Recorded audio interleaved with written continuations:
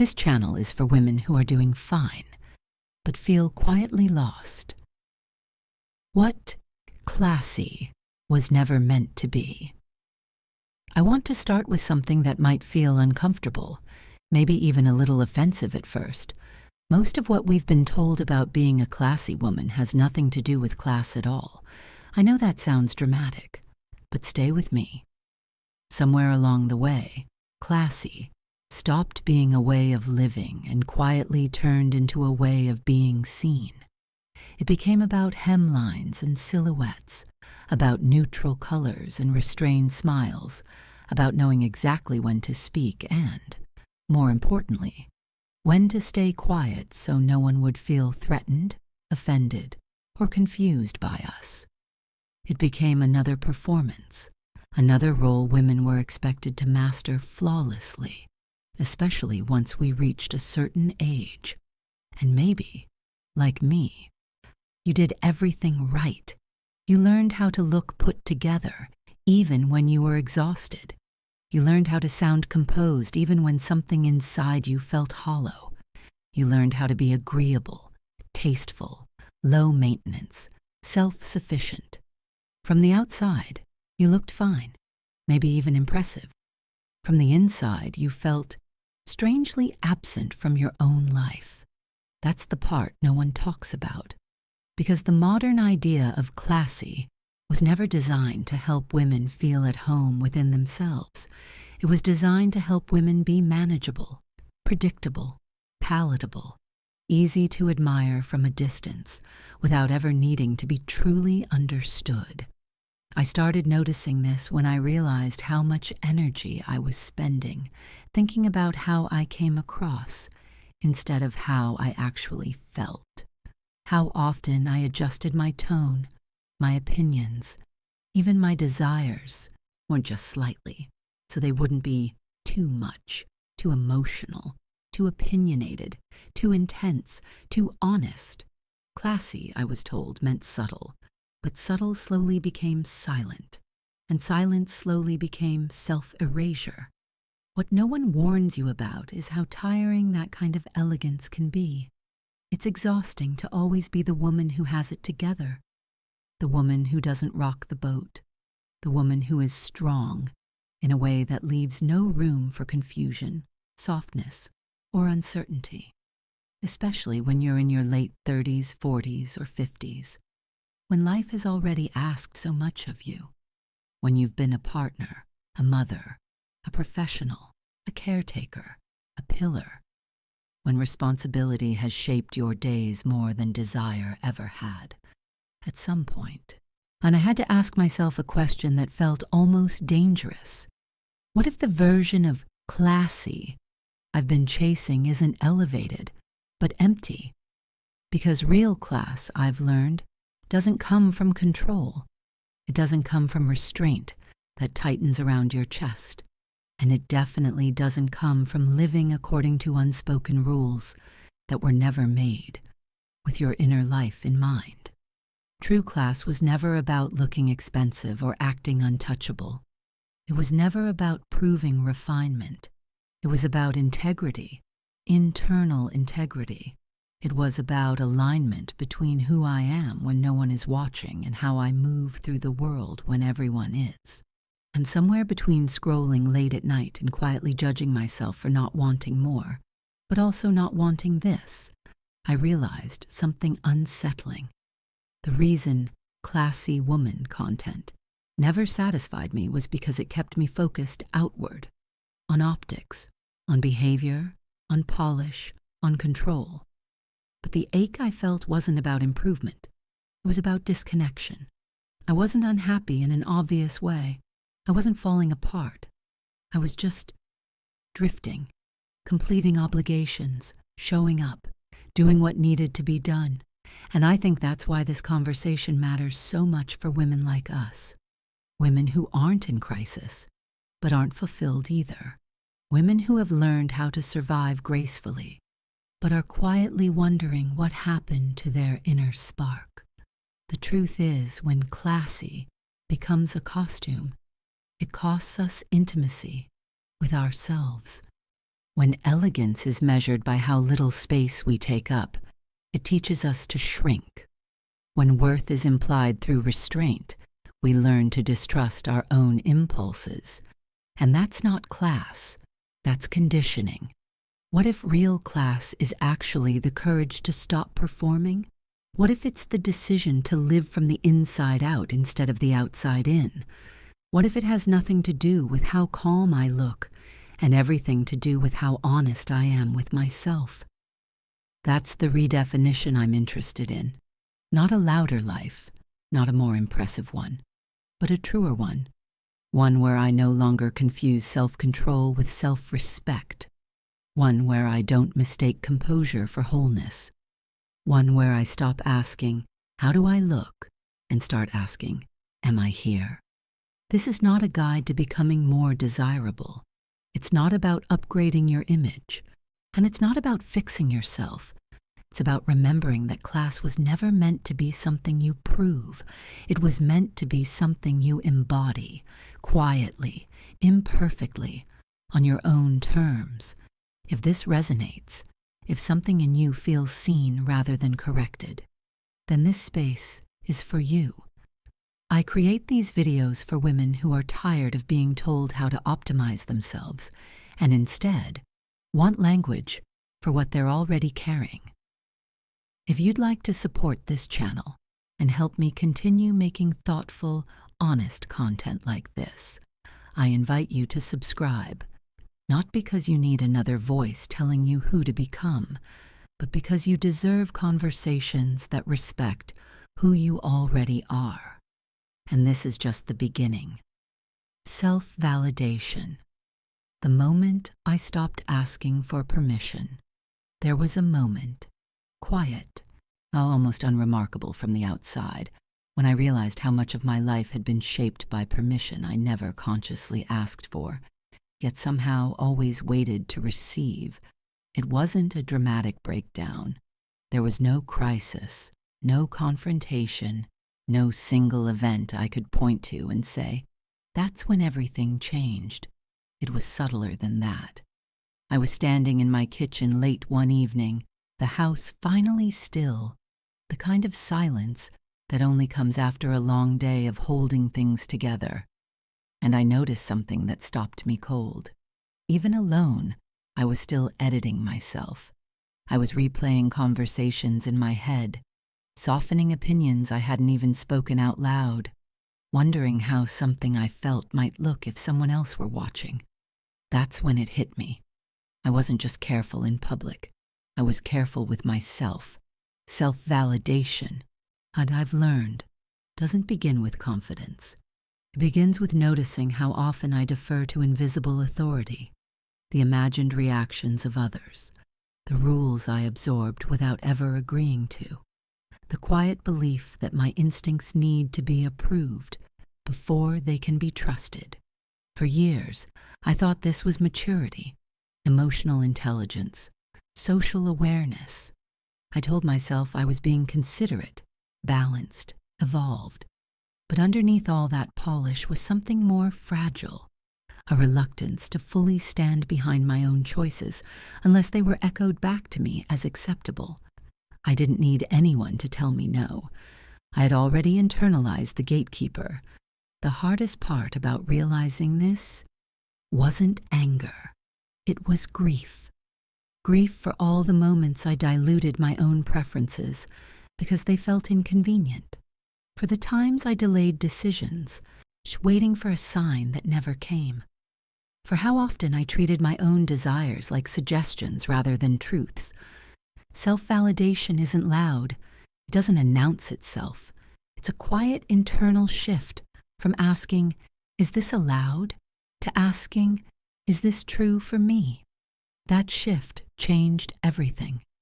I began to notice how often I explained myself unnecessarily, how I justified rest, how I framed boundaries as apologies, how I waited for external confirmation before allowing myself to feel satisfied, complete, or at peace. What no one tells you is that constantly seeking validation doesn't make you humble. It makes you fragmented. It trains you to live in pieces, adapting yourself to different audiences, losing track of which version of you is actually real. When I stopped asking for permission, it wasn't because I suddenly felt brave, but it was because I was tired of being divided. Self-validation meant accepting that my internal experience was enough information. That discomfort didn't automatically mean danger, that wanting something didn't require a presentation or defense.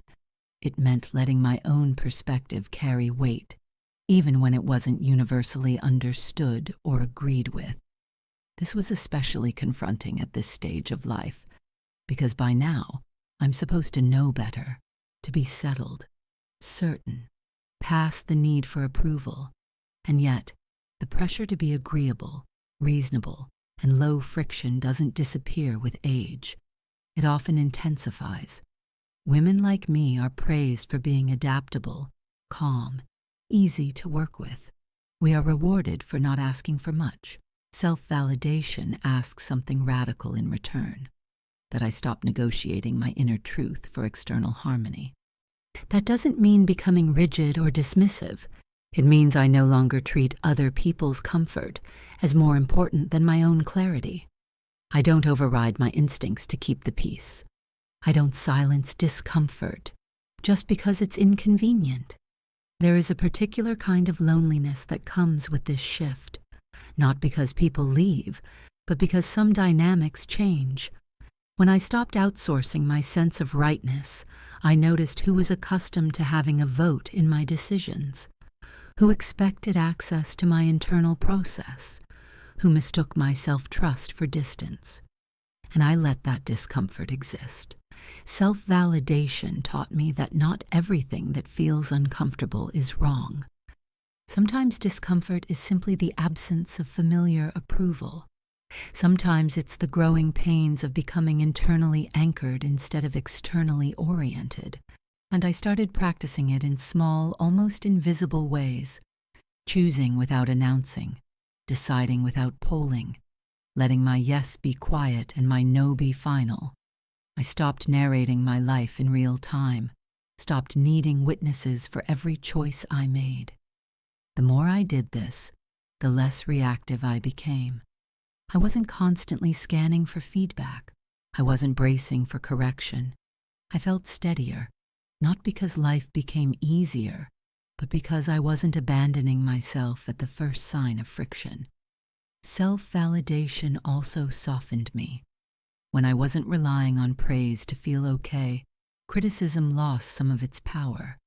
I could listen without collapsing, disagree without defending, walk away without rewriting the story to make myself palatable. This is what people rarely understand about women who stop asking for permission. We don't become harder. We become clearer. Clear about what feels aligned and what doesn't. Clear about when something costs too much emotionally. Clear about what we are no longer willing to negotiate. And clarity is quiet. It doesn't demand agreement. It doesn't require applause. There are still moments when the old reflex shows up, when I feel the urge to check myself, to wait, to look outward for reassurance. But now, I recognize it for what it is, a habit, not a truth. I come back to myself instead. I ask different questions now. Not, will this be accepted, but can I stand behind this? Not, how will this look, but how will this feel to live with? Self-validation didn't make my life more impressive. It made it more inhabitable. And that, to me, is where real class begins. Not in perfection, not in approval, but in the quiet decision to trust myself enough to live from the inside out. How my daily life reveals. My self-respect for a long time. I thought self-respect was something internal, an attitude, a mindset, a quiet confidence I was supposed to feel. But eventually, I understood something more confronting. Self-respect is visible, not in the way I present myself to the world, but in the way I structure my days when no one is paying attention. My daily life tells the truth about how I value myself. It shows up in small, almost forgettable moments, in how I begin my mornings, in whether I rush or allow myself a few minutes of stillness, in whether I eat standing up over the sink or sit down and taste my food, in whether I listen to my body when it asks for rest, or override it out of habit, obligation, or guilt. And there was a period when my life looked efficient, but felt careless. I was productive, reliable, always available, yet beneath that functionality was a quiet neglect. I treated my time like it was endlessly expandable. I treated my energy like it was there to be used up for everyone else first. I told myself this was just adulthood, responsibility, maturity, being realistic. But self-respect doesn't announce itself through productivity. It reveals itself through consideration. I began to notice how often I lived reactively. My days were shaped by other people's needs, last-minute decisions, and the constant low-grade urgency of getting through things. Even my rest felt conditional, something I earned only after everything else was done, which of course meant it rarely arrived without guilt. When I looked honestly at my routines, and I saw a pattern. I was treating myself like an afterthought, not intentionally, not cruelly, just quietly. Self-respect, I've learned, is not about rigid discipline or perfectly curated routines. It's about creating a life that acknowledges my humanity, a life that leaves room for slowness, for care, for margin, a life where my needs are not constantly deferred to a later version of myself who never actually shows up. I started asking different questions, not about optimization, but about dignity. Does this pace honor my nervous system, or does it exhaust it? Does this schedule reflect what matters to me, or just what's expected? Does my environment support my well-being, or does it drain me slowly over time? These questions led me to uncomfortable answers. I saw how clutter in my space mirrored clutter in my mind, how overcommitment masked a fear of disappointing others, how saying yes too quickly was often a way to avoid sitting with my own uncertainty. So I began adjusting, not dramatically, not all at once, but deliberately. I protected my mornings, not with elaborate rituals, but with intention. I stopped starting my day in a rush of other people's demands. I learned that the first hour sets the emotional tone for everything that follows, and that I deserve to enter my own life before attending to anyone else's. I simplified my surroundings, not to achieve minimalism as an aesthetic, but to reduce the background noise in my mind. Every object I kept was something I either used or genuinely loved.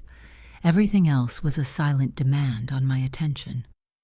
I became more selective with my energy. I stopped treating exhaustion as proof of virtue, and I let myself leave earlier, respond later, and do less, without narrating or justifying those choices. I realized that constant availability is not generosity.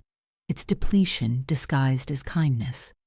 Self-respect also changed how I moved through time. I stopped overpacking my days as if stillness were a problem to be solved. I allowed pockets of nothingness, walks without destinations, evenings without plans, meals without distractions. At first, this felt unsettling. I was so used to filling space that emptiness felt like failure. But in that space, something unexpected happened. I could hear myself again. My thoughts slowed. My emotions clarified. I noticed patterns I'd been too busy to see. I recognized which commitments energized me and which quietly eroded me. This awareness wasn't dramatic, but it was honest. Then I also began treating my body with more respect, not as a project, not as something to fix, but as a place I live. I stopped pushing through discomfort just to maintain an image of competence. I rested when I was tired. I moved in ways that felt supportive rather than punishing. I listened, These weren't grand transformations. No one would have looked at my life and said, "She's changed everything." But inside, everything felt different. My days became less performative and more inhabitable. That, to me, is the quiet mark of self-respect, a life that doesn't constantly require recovery. I learned that chaos is not a moral failure, but prolonged neglect is. That occasional disorder is human, but chronic disregard for my needs is a message I send to myself, one that says I am secondary, optional, endlessly postponable. So I stopped postponing myself. I treated my time like something valuable. I treated my energy like something finite.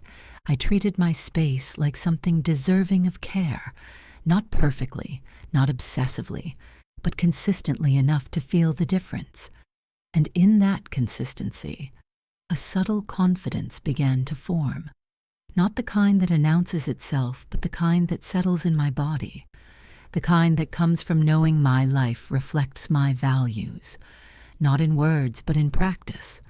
Self-respect, I've realized, isn't a feeling I wait for. It's a relationship I maintain with my daily life. And every small, quiet choice is a conversation in which I either honor myself or don't. Now, I choose to listen. Why a full life makes drama irrelevant. There was a time when other people's lives took up far too much space in my mind. And I wouldn't have called it drama back then. That word felt too loud, too messy, too obviously immature. What I was doing felt quieter, more contained. I was simply noticing, paying attention, staying informed.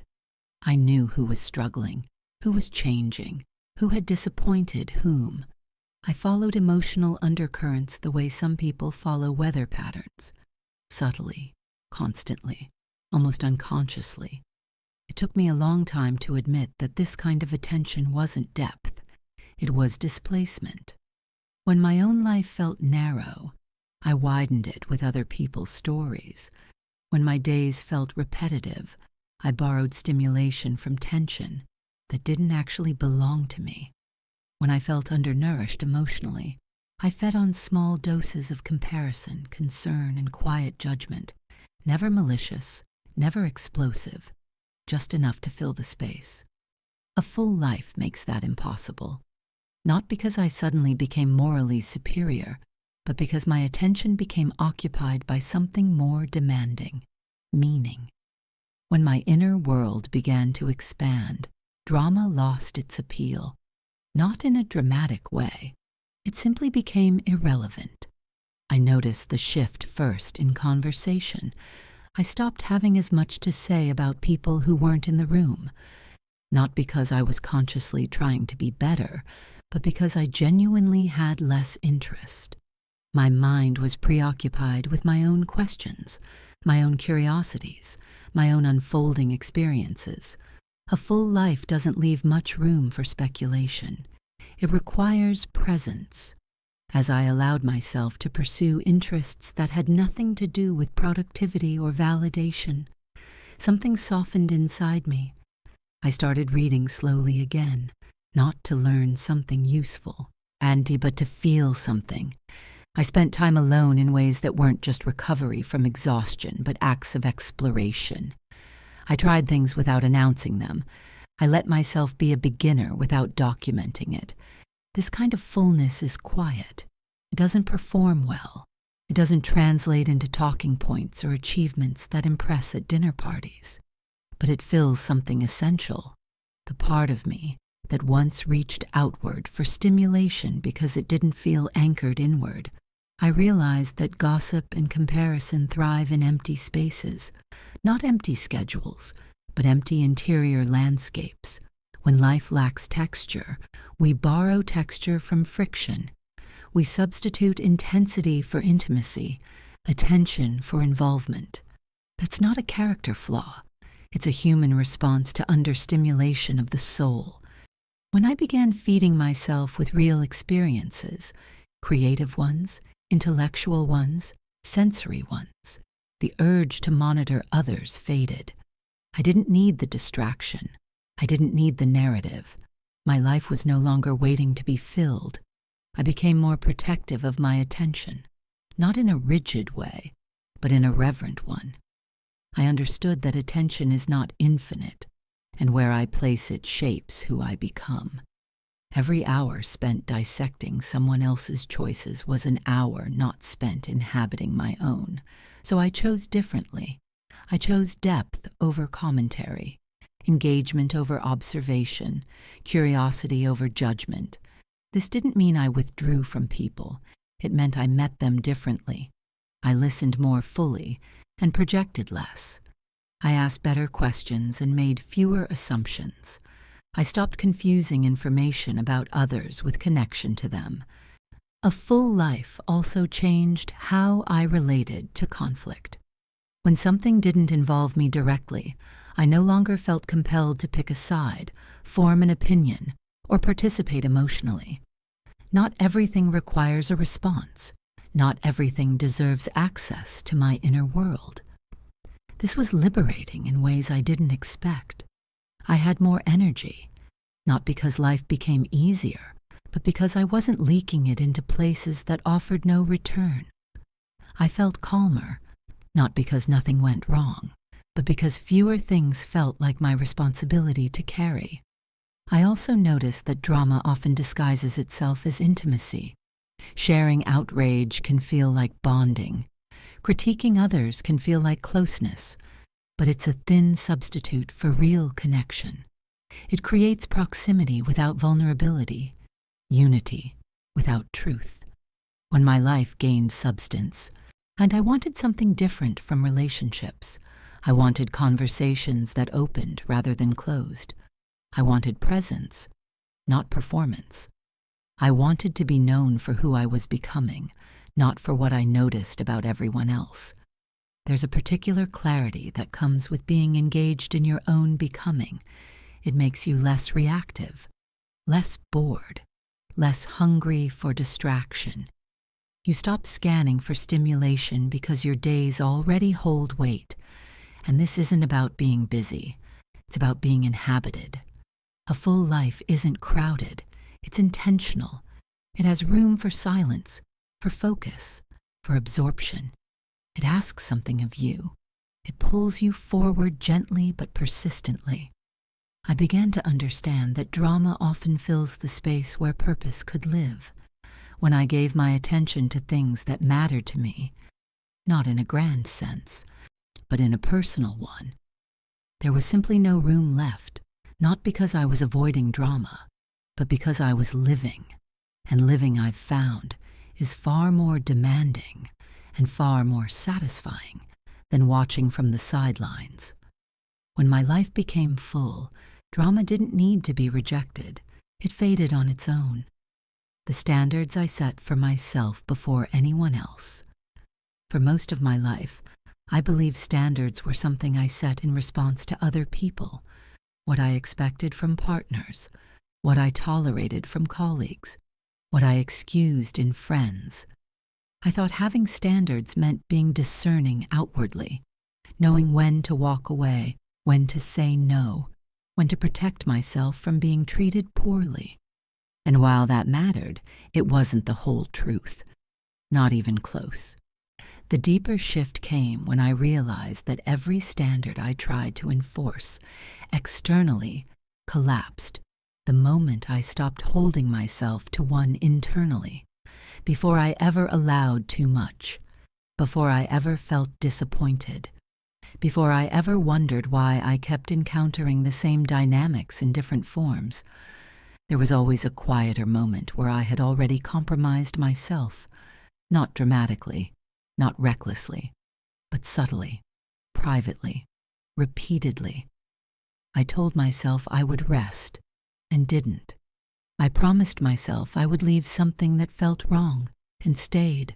I said I would begin, and delayed. And every time I broke a small promise to myself, something eroded. Not my discipline, my trust. Standards, I've learned, are not rules designed to control behavior. They are agreements that establish self-respect, and the most important ones are the ones no one else ever sees.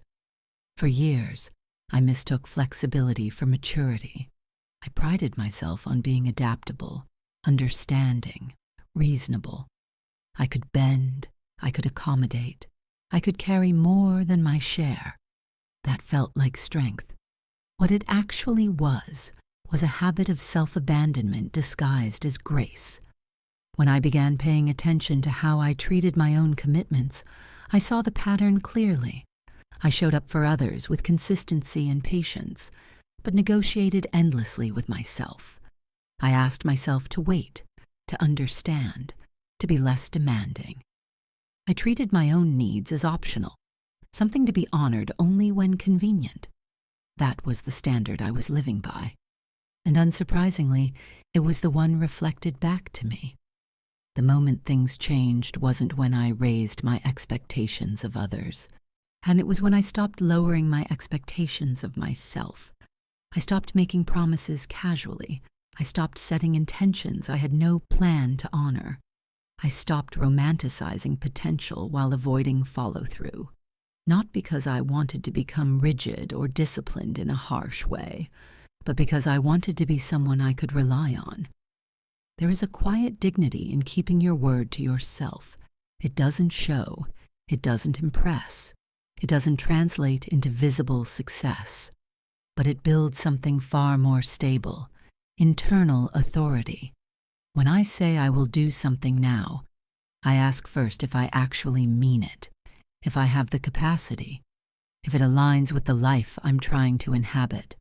And if the answer is yes, I treat that commitment with seriousness. Not urgency, not pressure, but respect. This changed how I move through my days, and I plan with realism instead of optimism. I leave room for fatigue. I let standards evolve with the season I'm in. I no longer punish myself for being human, but I also no longer excuse myself from being honest. Standards aren't about perfection. They're about coherence. When my actions align with my values, even imperfectly, I feel grounded. When they don't, no amount of external validation can restore that steadiness. I also learned that boundaries become effortless when standards are internal. I don't need to announce them. I don't need to defend them. When I respect my own time, I notice immediately when someone else doesn't. When I honor my energy, I recognize misalignment without drama. There is no confusion, only clarity. What surprised me most was how much gentler life became once I stopped negotiating with myself. I had assumed standards would make me harder, stricter, less forgiving. Instead, they made me calmer, more consistent, less reactive, because when I know where I stand with myself, I don't need to control outcomes. I don't cling. I don't chase. I don't overextend in hopes of being met halfway. I meet myself first, and from that place, I accept only what aligns. This doesn't mean I never fail. I do, often. But failure feels different now. It's information, not a verdict. When I fall short, I return, not with shame, but with attention. I ask what shifted, what changed, what I need to adjust. I don't abandon the standard, I refine it. There is something deeply stabilizing about knowing that I will not disappear when things get uncomfortable, that I will not talk myself out of what matters to me, and that I will not override my own signals to keep everything else running smoothly. That trust changes everything. It changes who feels comfortable around me. It changes what I tolerate without discussion. It changes the pace at which I move through life. Most importantly, it changes the way I feel when I'm alone with myself. Standards are not about elevation. They are about self-containment, about creating a life that doesn't constantly ask you to recover from it. When I hold myself to a standard of honesty, follow-through, and care, not rigidly, but sincerely, I no longer need to demand respect. It's already present, embedded in the way I live. And once that foundation is set, everything else, relationships, work, choices, falls into place naturally, not because life becomes easier, but because I stop betraying myself in small, habitual ways. That, to me, is where real standards begin. My signature way of living, not a personal brand. For a long time, I believed I needed a style before I could trust myself, not just in how I dressed, but in how I lived. A clear identity, a recognizable rhythm, something that made sense to others. I thought coherence came from definition, from choosing a lane and staying in it long enough for people to understand who I was. What I didn't realize then was that I was confusing a signature way of living with a personal brand. A brand is designed to be legible. A signature is designed to be lived. The difference is subtle, but it changes everything. When I lived as if my life needed to make sense from the outside, I was always slightly ahead of myself, anticipating reactions, shaping decisions so they would appear consistent. Oh, even when my inner world was shifting. I filtered my preferences through the question of how they would be interpreted. I smoothed contradictions. I edited complexity. It looked cohesive. It felt hollow. My signature way of living didn't arrive fully formed. It revealed itself slowly, through repetition, through what I returned to when no one was watching, through the choices I made when novelty wore off and attention faded. I noticed patterns. I liked mornings that unfolded quietly, without urgency. I preferred depth over variety, even when variety looked more interesting. I worked best in focused living rooms, not bustling cafes. I needed space between commitments to feel present in any of them. None of this was impressive. None of it translated into something I could explain succinctly. But it was true. A signature life isn't built through declaration. It's built through consent, by allowing myself to live in ways that feel natural instead of aspirational. This required me to let go of the fantasy that one day my life would look polished enough to be admired. I stopped trying to curate an identity that others could quickly understand. I allowed myself to be inconsistent in ways that felt honest. I learned that a signature doesn't require novelty. It requires loyalty. Loyalty to the pace that suits me, even when it's slower than what's celebrated. Loyalty to the rhythms that keep me grounded, even when they look repetitive. Loyalty to my own preferences, even when they don't translate into a compelling story. I used to think repetition meant stagnation. Now I see it as devotion. There's something deeply stabilizing about returning to the same practices, the same spaces, the same ways of structuring my days. Not because I'm stuck, but because they hold me. My signature life is not exciting in a way that demands attention. It's reliable. It carries me. This also meant accepting that not everyone would recognize me in it.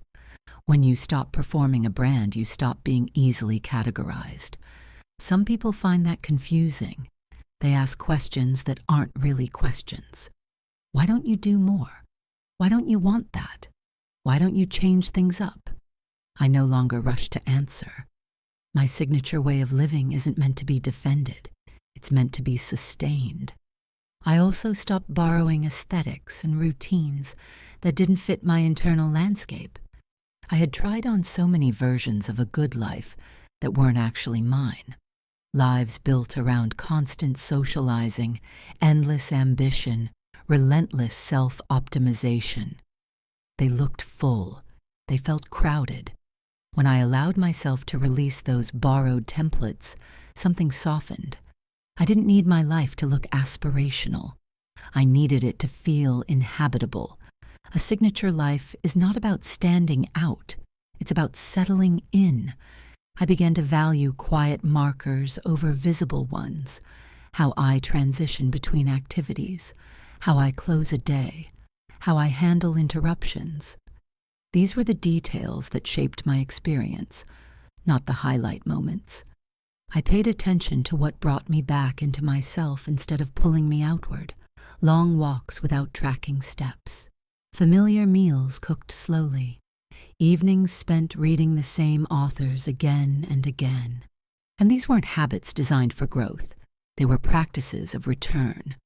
I stopped trying to reinvent myself every few years. Reinvention is exhausting. It implies dissatisfaction with what already exists. Instead, I let myself deepen. I let layers accumulate. I allowed my life to become recognizable to me, even if it remained unremarkable to others. This didn't make me smaller. It made me steadier. There is a quiet confidence that comes from living in a way that doesn't require constant adjustment, from knowing what supports you and choosing it again without apology, from no longer treating your life like a project that needs upgrading. My signature way of living is not aspirational. It's personal. It doesn't aim to impress. It aims to endure. And in a culture that rewards reinvention, speed, and visibility, choosing consistency and slowness and privacy is an act of self-respect. I no longer need my life to send a message. I need it to hold me. That, to me, is what a signature truly is. Not something others recognize, but something I recognize myself in, day after day, without explanation. Self-discovery in the second half of life. Self-discovery in the second half of life doesn't arrive like a revelation. It doesn't crash in or announce itself with clarity. It arrives quietly, often disguised as restlessness, as boredom that doesn't lift, as a subtle sense that the life I built, carefully, responsibly, thoughtfully, no longer fits the person I've become. What makes this stage so disorienting is that, by now, I'm supposed to know myself. I've lived long enough. I've made enough choices. I've survived enough seasons to assume the question of who I am should be settled. And yet here I am, feeling strangely unfamiliar to myself, not lost in a dramatic sense, but unrecognized. This kind of self-discovery isn't about reinvention. I'm not trying to become someone new.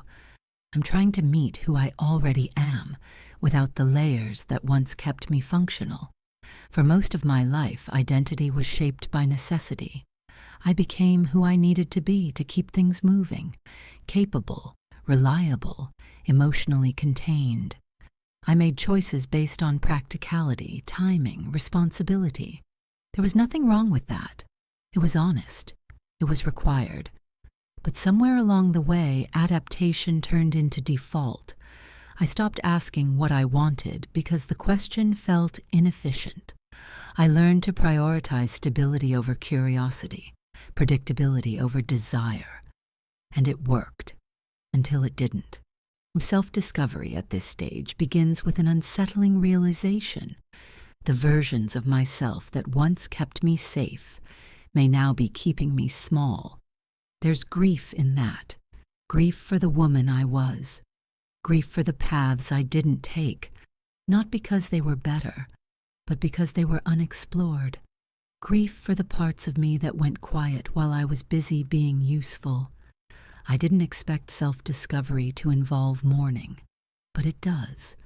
It asks me to acknowledge what was sacrificed in the name of being responsible.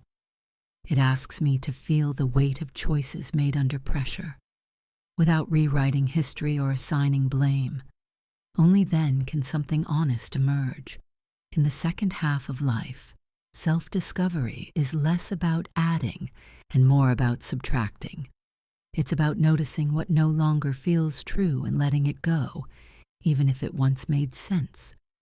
It's about releasing identities that were built around endurance rather than alignment. I began listening differently, not to what I should want, but to what stirred a quiet response in me. Interest, resistance, fatigue, relief. I paid attention to what I avoided, not because it was difficult, but because it felt hollow. I noticed what energized me subtly, without adrenaline or urgency. These signals were easy to dismiss at first. They didn't feel important enough to matter. but they were consistent, and consistency, I've learned, is a form of truth. I also had to confront the discomfort of not knowing, of being between definitions. This phase doesn't offer neat labels. It asks me to sit with ambiguity, to allow curiosity without immediate direction, to resist the urge to name myself too quickly. And there's pressure, internal and external, to make this stage productive, to turn insight into outcomes, to monetize interests, to transform reflection into achievement. But that pressure is exactly what interrupts the process. Self-discovery now requires slowness. It requires letting questions remain open, letting preferences shift without justification, letting myself change without announcing a new identity to replace the old one. I noticed that when I gave myself this permission, something softened. I stopped treating uncertainty as failure. I stopped demanding clarity on a timeline. I allowed myself to be in transition without making it a project. This version of self-discovery is quieter, but more honest. It's not about becoming impressive. It's about becoming congruent. I'm learning who I am when I'm not performing competence, when I'm not managing expectations, when I'm not trying to be reasonable, who I am when I'm alone long enough to feel bored and stay anyway. I'm discovering limits I didn't know I had and respecting them without resentment. I'm discovering desires that don't lead anywhere obvious and allowing them space anyway. I'm discovering that ambition doesn't disappear. It changes texture. It becomes internal, less about achievement, more about depth. What surprised me most is how grounded this process feels when I stop resisting it.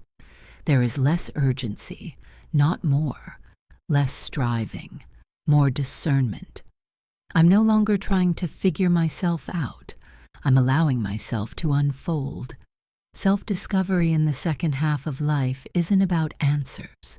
It's about honesty, about listening without rushing to fix, about trusting that clarity comes from attention and not force. I don't need to be certain to move forward. I don't need a plan to be aligned. I don't need to reinvent myself to live truthfully. This phase isn't a crisis. It's a recalibration. And while it may not be loud or dramatic, it is deeply consequential, because for the first time, I'm not becoming who I need to be for the life I built. I'm allowing my life to adjust to who I've become. Quiet confidence and the power of restraint.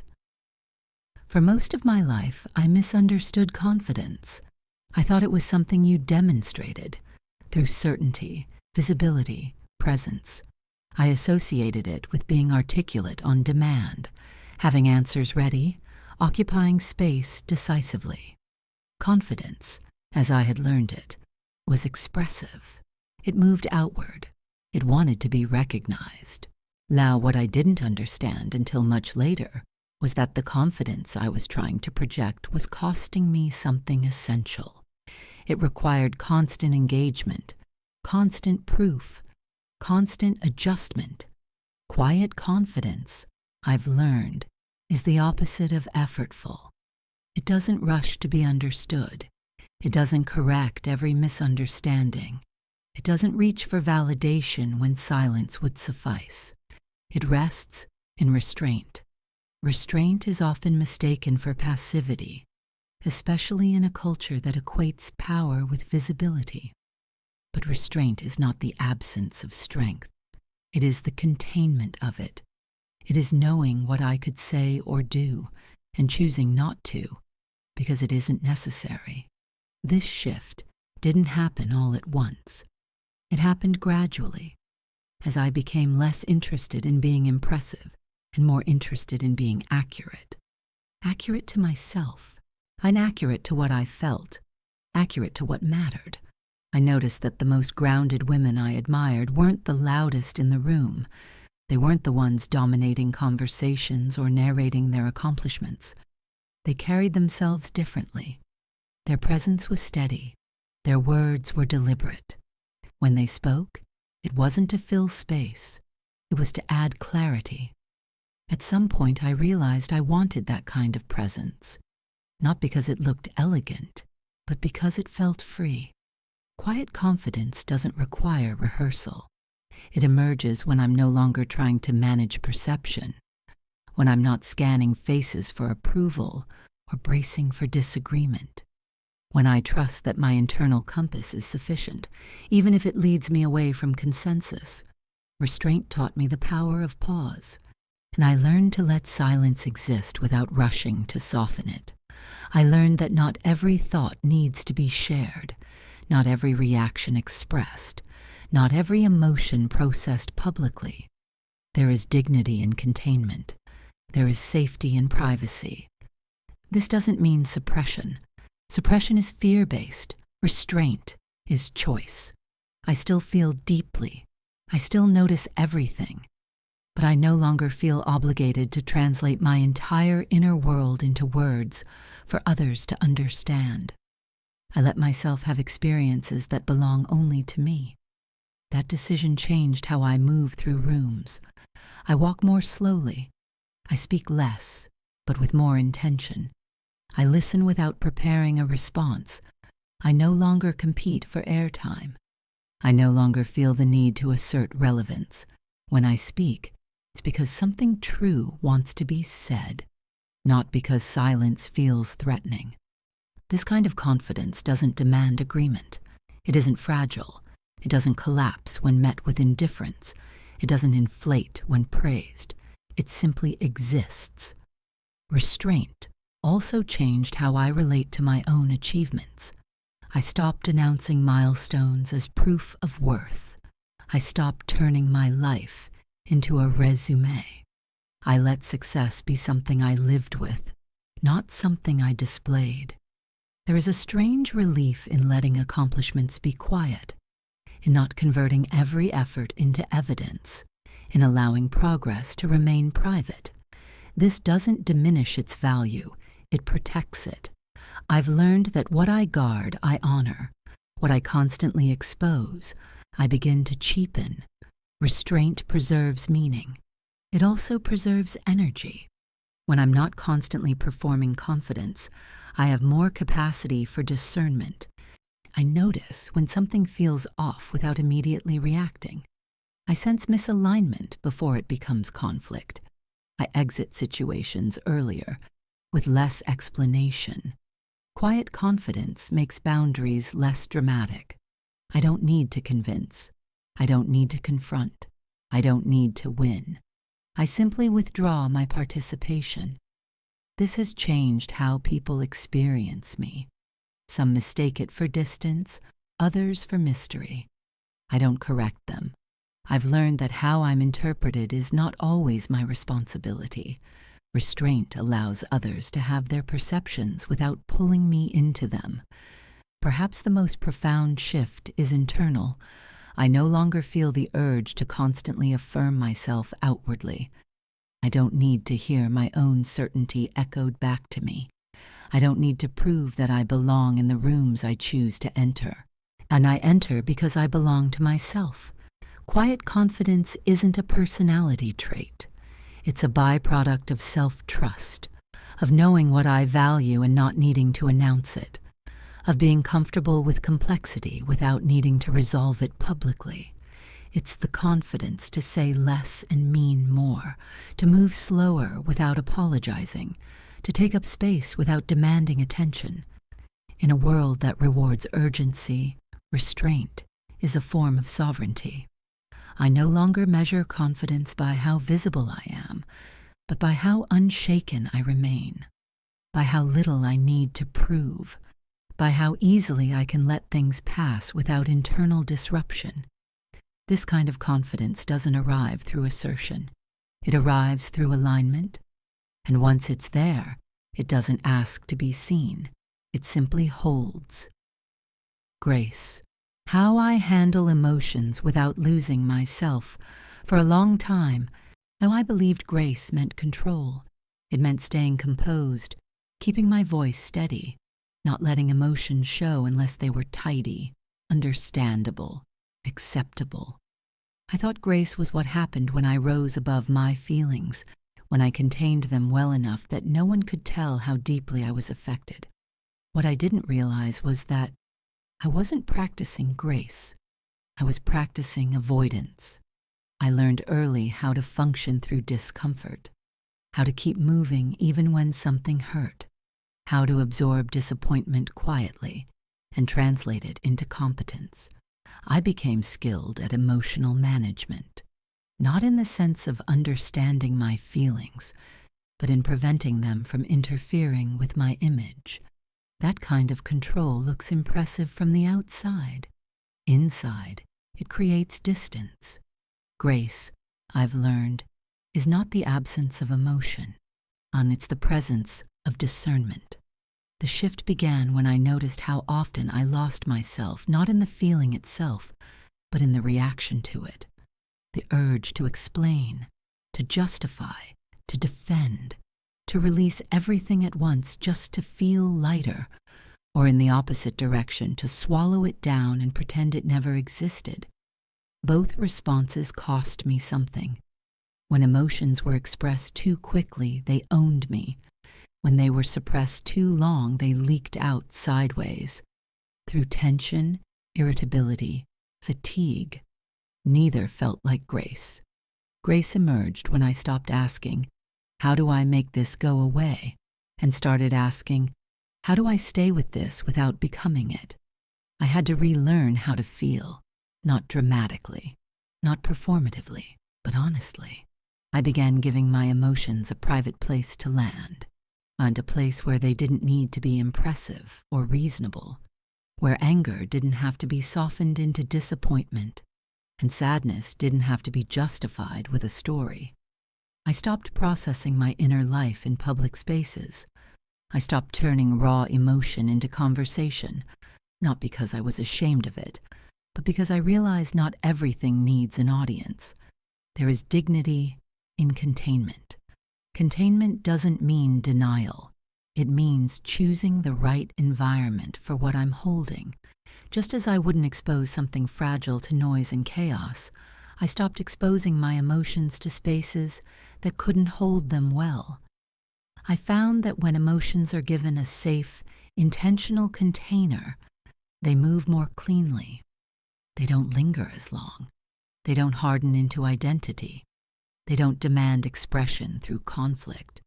That grace showed up in how I responded to provocation.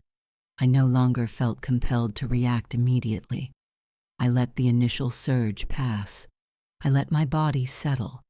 I learned that the first impulse is rarely the wisest one. It's often the loudest because it's unfiltered. I gave myself permission to pause. That pause changed everything.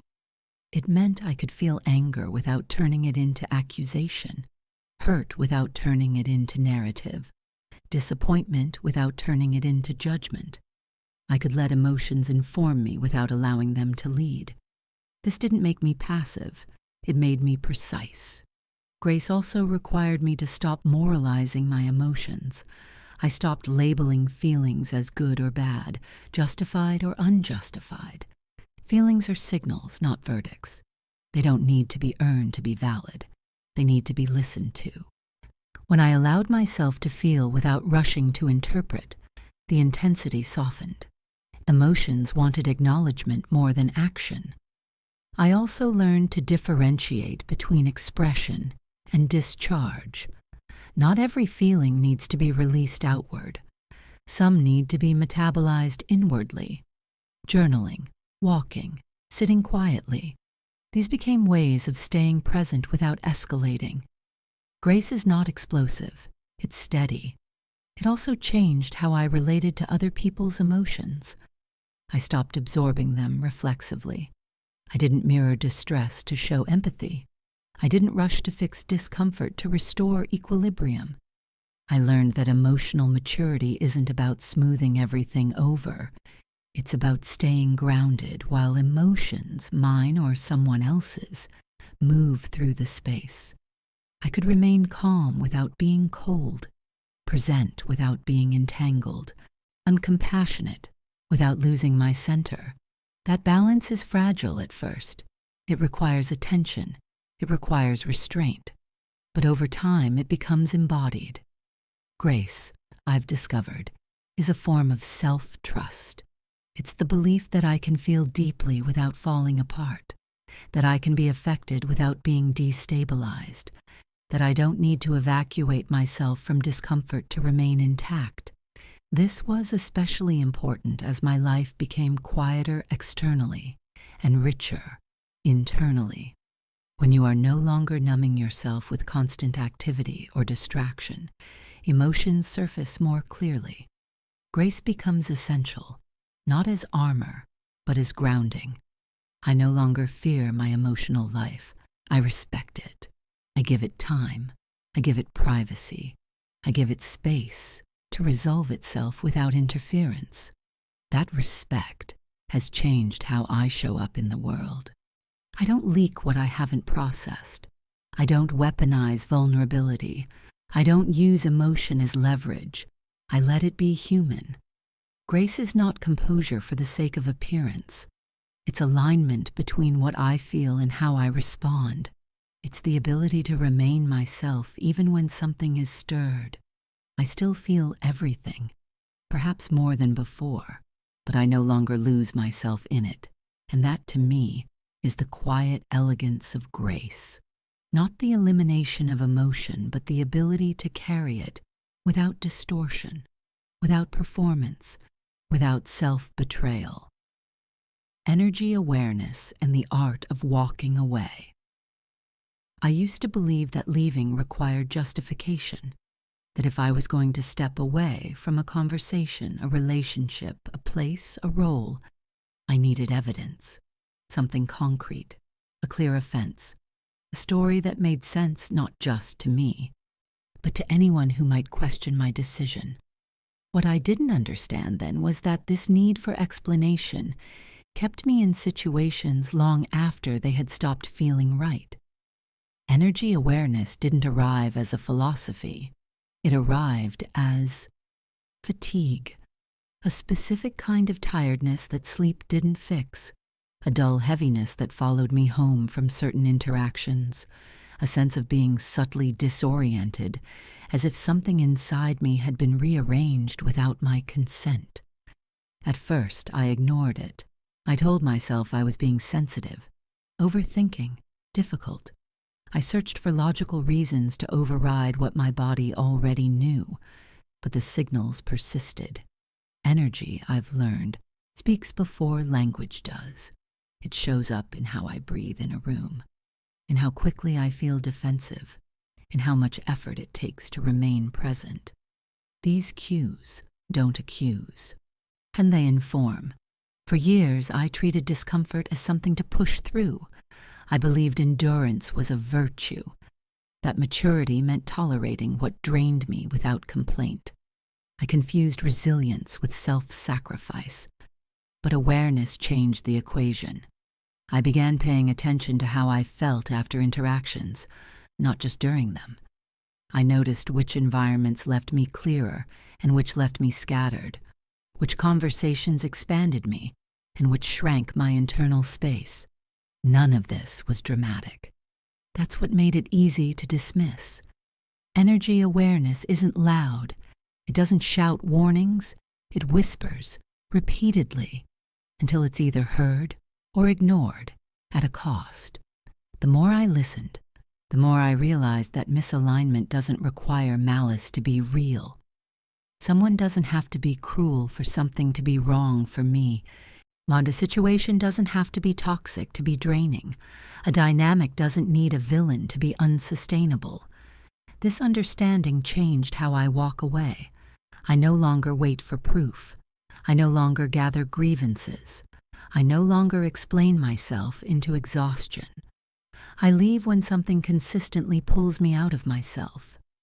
Walking away, I've learned, is not an act of rejection. It's an act of self-recognition. The first few times I did it quietly, without confrontation, without closure, I felt uneasy. We're taught to believe that leaving without explanation is immature, avoidant, unkind. But what's often left unsaid is how much emotional labor explanation requires when the other person isn't truly listening. Not every departure needs dialogue. Some need discretion. I began practicing neutrality. Instead of arguing my point, I reduced my exposure. Instead of confronting every inconsistency I observed, instead of correcting behavior, I adjusted my proximity. This wasn't avoidance, it was conservation. Energy awareness taught me that my capacity is finite, that every interaction draws from the same internal reserve. When I invest that energy in places that deplete me, there is less available for what sustains me.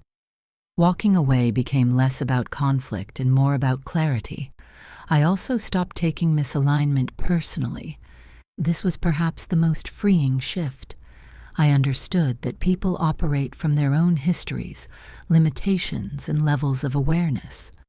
What they offer is not a commentary on my worth. It's a reflection of their capacity. That realization dissolved the urge to convince. I no longer needed to be understood to leave. I no longer needed agreement to disengage. I no longer needed validation to trust my decision. Energy awareness gave me permission to be decisive without being dramatic. I learned that some relationships aren't meant to be resolved. They're meant to be outgrown. Some environments don't improve with effort. They clarify with distance.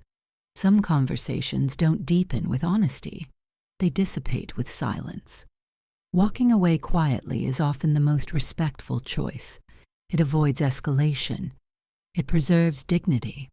It allows both parties to remain intact. This doesn't mean I disappear impulsively. I'm deliberate. I give myself time to notice patterns. I observe whether discomfort is situational or structural. I ask whether something challenges me in a way that fosters growth, or drains me in a way that erodes presence. But once I know, I don't linger. There is an art to leaving without bitterness. It requires me to let go of the fantasy that closure must come from outside. That understanding must be mutual. That resolution must be shared. Sometimes closure is internal. It's the moment I decide not to carry something forward. Energy awareness also turned inward. I became attentive to my own habits, to where I was leaking energy through overthinking, over-explaining, over-committing. I noticed when I stayed mentally engaged with things long after they had ended. Walking away isn't always physical. Sometimes it's cognitive. Sometimes it's emotional. Sometimes it's choosing not to replay a conversation, not to rehearse a response, not to relive an outcome. That, too, is an act of self-respect. The more I practiced this, the lighter my inner world became. Not emptier, lighter. Less cluttered with unfinished emotional business.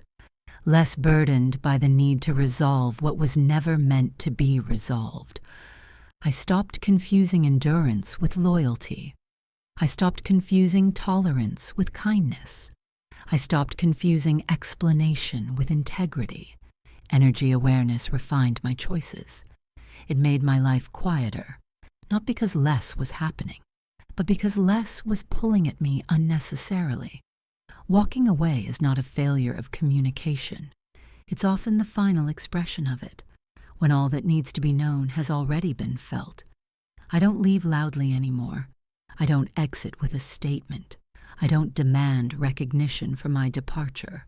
I leave whole, and in doing so, I make room for peace, for clarity, for the kind of presence that doesn't need to be defended. That is the art. Kindness without self-erasure. For most of my life, and kindness was something I practiced instinctively, almost automatically. I didn't question it. I didn't examine it. I wore it like a second skin, believing it was a virtue, a sign of maturity, a marker of being a good woman in the world. I thought kindness meant accommodating, understanding, giving the benefit of the doubt, making things easier for others, even when it made things harder for me. What I didn't realize was how often my kindness required me to disappear. I softened my opinions so they wouldn't cause discomfort. I delayed my needs so they wouldn't inconvenience anyone. I said yes when my body said no, and called it generosity. I told myself I was being considerate. What I was actually doing was negotiating my presence. There is a version of kindness that asks women to make themselves smaller in exchange for approval. It's quiet, socially rewarded, and deeply exhausting. It looks polite on the surface, but underneath it carries an unspoken belief that harmony is more important than honesty, and that being liked is safer than being real. I didn't see this clearly until I noticed how resentful I was becoming. Resentful without permission to name it. My irritation felt unjustified because no one was overtly mistreating me. I was the one volunteering. I was the one agreeing. I was the one staying silent. That's when I understood something essential. Kindness that erases me is not kindness. It's fear dressed up as virtue. True kindness, I've learned, does not require self-betrayal. It doesn't demand that I override my instincts or abandon my limits. It doesn't ask me to be endlessly flexible, while others remain unchanged. Kindness without self-erasure begins with honesty. Honesty about what I have the capacity for. Honesty about what I'm willing to give. Honesty about where I end and someone else begins. This kind of honesty can feel sharp at first, especially if I've spent years smoothing edges.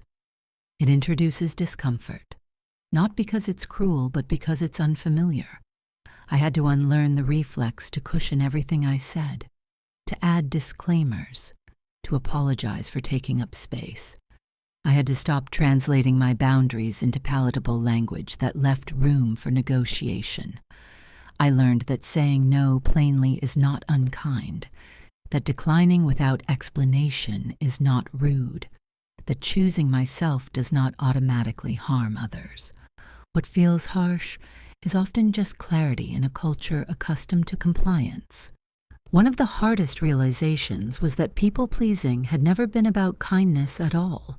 It was about control, about managing reactions, about ensuring I wouldn't be misunderstood, rejected, or seen as difficult. When I stopped trying to be nice, something unexpected happened. My relationships became more honest. Some grew quieter, some faded. A few deepened in ways I hadn't anticipated. Without self-erasure, kindness becomes grounded.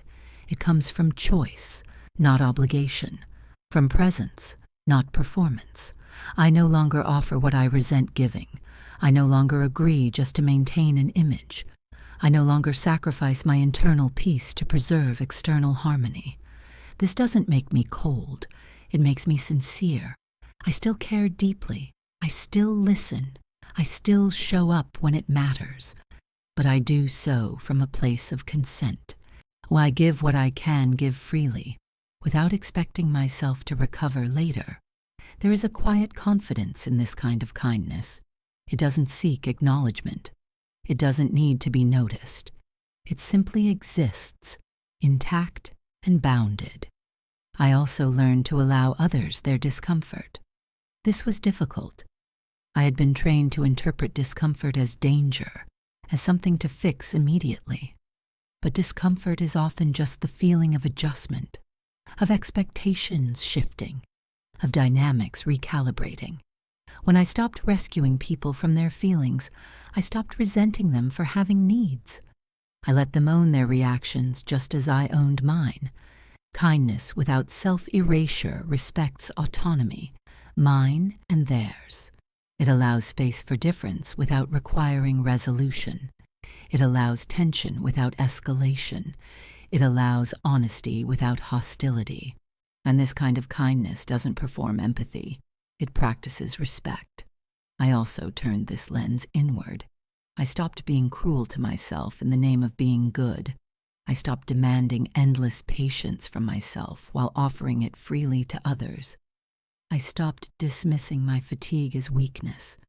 Self-kindness, I realized, was the foundation I had been missing. Without it, every act of kindness toward others came at a cost.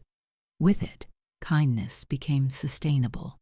I no longer confuse politeness with integrity. I no longer equate silence with maturity. I no longer believe that being agreeable is the same as being good. Kindness, at its most honest, is relational, not transactional. It doesn't ask me to disappear so that others can feel comfortable. It asks me to show up as I am, within my limits, without distortion. There are still moments when the old reflex returns, when I feel the urge to smooth, to soften, to yield prematurely. But now, I notice it. I pause. I ask myself whether what I'm about to give is genuine, or whether it's self-erasure disguised as generosity. More often than not, that pause is enough. Kindness without self-erasure has changed the way I inhabit my life. I feel less drained, less resentful, less divided. I no longer leave interactions wondering why I feel depleted when nothing went wrong. Something did go wrong. I wasn't there. Now I stay. And in staying, I've learned that true kindness does not require me to be less. It requires me to be present, honest, and whole. Nothing more, nothing less.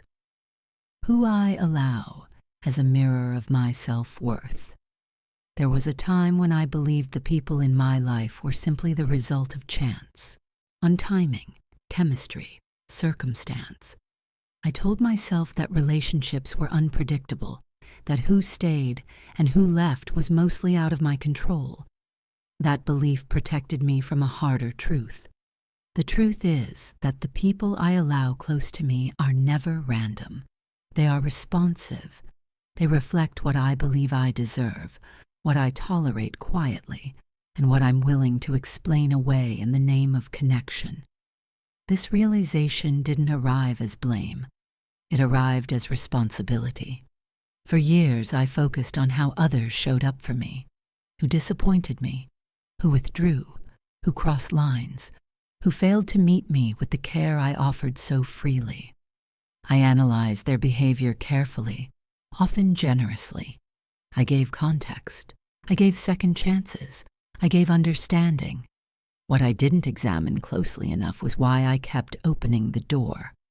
Self-worth, I've learned, doesn't announce itself through affirmations. It reveals itself through access, through who gets proximity to my inner life, through who is allowed to influence my emotional climate. Every relationship is a mirror, not because it defines me, but because it reflects the standard I'm living by. This was uncomfortable to confront, especially because I pride myself on being perceptive. I didn't miss red flags. I noticed them early. I just explained them away. I told myself people were complex, that no one is perfect, that patience was a virtue, and it is. But patience without discernment becomes self-neglect. I had to face the ways I confused empathy with self-abandonment, how I stayed engaged with people who consistently required me to be smaller, quieter, more flexible than I actually was, how I mistook familiarity for safety and loyalty for obligation. What finally shifted wasn't a dramatic ending or betrayal. It was a pattern that refused to change. I began asking a different question, not, why do they do this, but why do I stay? That question led me inward, not into self-criticism, but into clarity. I saw how my own uncertainty created openings for misalignment, how moments of low self-trust made me receptive to dynamics that didn't truly nourish me, how my fear of being alone sometimes outweighed my commitment to being respected. This wasn't a failure of strength. It was a gap in self-worth. Self-worth is not arrogance. It doesn't demand perfection from others, but it does require congruence. It asks whether a relationship feels mutual, grounding, and clean, emotionally clean, without constant confusion or self-doubt. But I began to notice how I felt after spending time with people, not the immediate comfort of familiarity, but the aftertaste. Did I feel expanded or contracted, clear or unsettled, more myself or slightly erased? These sensations were subtle, but consistent. I realized that I had been allowing people into my life who mirrored my own unfinished relationship with myself. People who benefited from my generosity while offering inconsistency. People who felt familiar because they echoed old patterns of proving, waiting, accommodating. Once I saw that, I couldn't unsee it. Accountability entered, not as punishment, but as choice.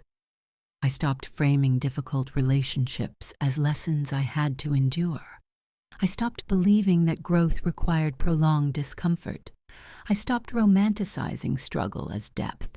Instead, and I asked myself what kind of energy I wanted reflected back to me: calm, respect, emotional availability, reliability, ease. And then I paid attention to whether my life actually made room for that. Allowing different people in meant becoming a different version of myself, not louder, not more guarded, but more honest, more willing to let go of connections that no longer matched where I was going, more comfortable with the quiet that followed. This is where solitude became important, not loneliness, but intentional space. Space where I wasn't negotiating my worth in real time. Space where I could recalibrate my standards without interference. Space where I could feel whole without being mirrored by anyone else. Solitude taught me what alignment felt like, and once I knew that feeling, I stopped accepting its absence. And I became less interested in potential and more interested in reality. Less attached to history and more attentive to behavior, less patient with patterns that required me to repeatedly adjust myself. This didn't make me cynical, it made me precise. I learned that letting go doesn't always mean something went wrong. Sometimes it means something has been completed, a role outgrown, a dynamic no longer relevant. I also learned to forgive myself, not in a vague way, but specifically, for the times I stayed too long, for the access I gave prematurely, for the signals I ignored because I wasn't ready to act on them yet. Self-worth doesn't grow through shame, it grows through correction. Each time I chose myself without drama, something settled inside me. Each time I declined access quietly, my inner life became clearer. Each time I trusted my discomfort instead of explaining it away, I strengthened the relationship I had with myself. And that relationship became the standard. Now, I'm attentive to who reflects back steadiness rather than urgency, who meets me without requiring performance, who respects my boundaries without negotiation, who doesn't confuse closeness with entitlement. These relationships feel different. They don't demand vigilance. They don't keep me guessing. They don't activate old habits of over-functioning. They feel calm. That calm is not boring. It's regulated. It's respectful. It allows me to be present instead of braced. I understand now that who I allow into my life is one of the most honest expressions of my self-worth. Not because others define me, but because my choices do. Every relationship I maintain is a conversation with myself about what I believe I deserve. And today, the conversation sounds different. It sounds quieter, more grounded, less explanatory. I no longer ask people to show me my value. I choose relationships that reflect it. That is not a performance. It is a decision, made repeatedly, gently, without spectacle. And it is how I honor the woman I have become. When I look back at the woman I've been throughout this story, I don't see a dramatic transformation. I don't see a before and after version of myself that could be packaged neatly or summarized as success. What I see instead is a gradual return, a slow, deliberate remembering. I see a woman who learned how to function long before she learned how to listen to herself. A woman who became capable, dependable, emotionally intelligent, yet quietly disconnected from her own inner authority. She wasn't unhappy in a way that demanded intervention. She wasn't broken.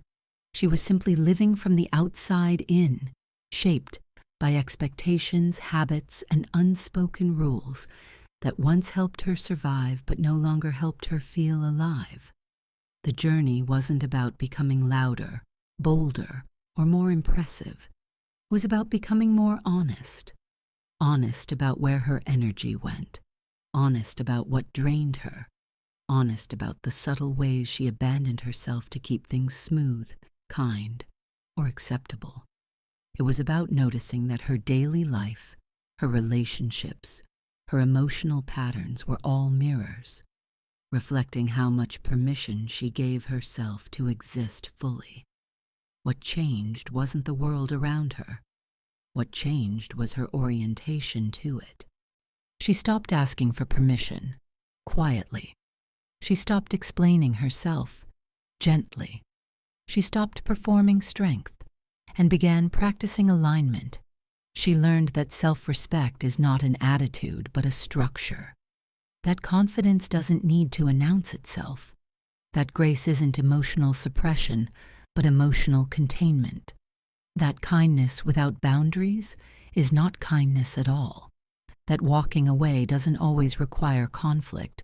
Sometimes it requires clarity. And that the people she allowed into her life were never random, but responsive to the standards she lived by internally.